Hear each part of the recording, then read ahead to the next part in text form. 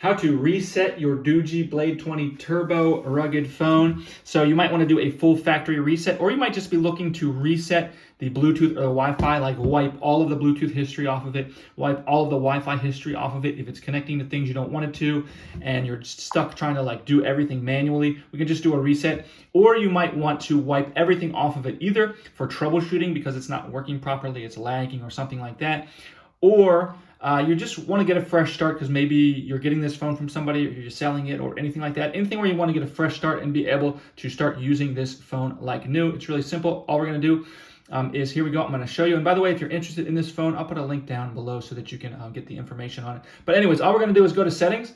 So we're going to come to the main settings menu here. And from here, we're just going to scroll all the way down to the bottom.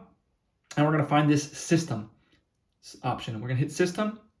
And then from system, if we go to the bottom of system, we're going to find reset options. If we select reset options, we'll hit reset.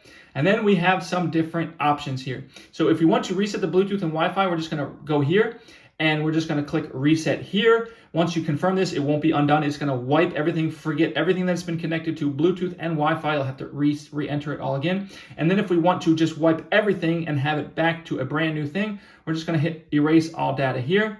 And if we do this, this will actually, once we erase all the data, this will actually restart the phone and everything will be wiped off of it and it will be like it's coming out of the box new, and we can go ahead and set it up new. All we need to do is hit confirm, erase all data, and confirm.